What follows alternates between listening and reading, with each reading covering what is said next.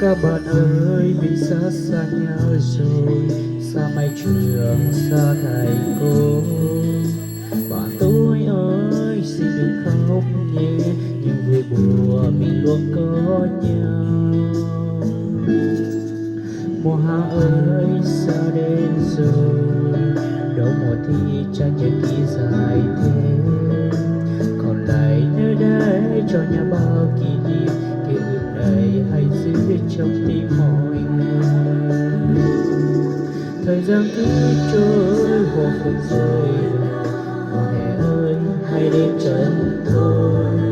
Và anh chốt trao như nụ hôn nào cho người yêu thương, mỗi mẹ áo trắng sẽ làm hỏi niềm cho ta vào đời.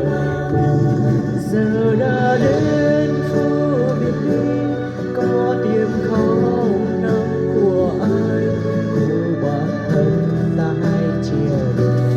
Giờ xa nhau ta nhớ nhau hỏi, giống như mũ khi trên áo ai, sẽ nhớ mãi những phút giây này.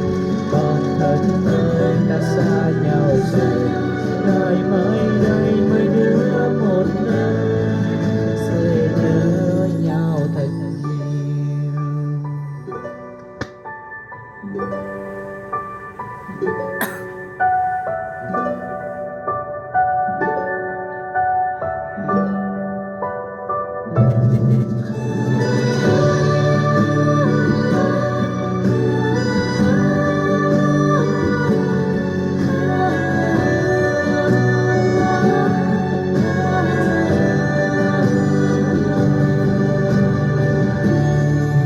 Mùa hạ ơi xa đến rồi, đâu một thì chẳng nhớ kỹ dài thế.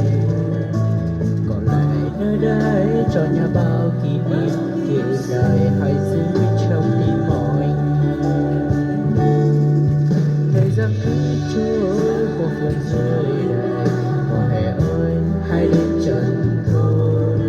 Và anh chốt trao như nụ hôn nào cho người yêu thương, một thời áo trắng sẽ làm nỗi niềm cho ta vào đời. Giờ đã đến phút biệt ly, có tiếng khóc nấc của ai, của bản thân ta hay chiều đường. Giờ xa nhau ta nhớ nhau hào, giống như mũ khi trên áo ai, sẽ nhớ mãi những phút giây này. Bản thân ơi ta xa nhau rồi, ngày mai đây mới nhớ một nơi, sẽ nhớ nhau thật nhiều. Ôi ta muốn yêu lại thời gian, cho giây phút mình gần bên nhau, siết chặt tay ôn giấc mơ.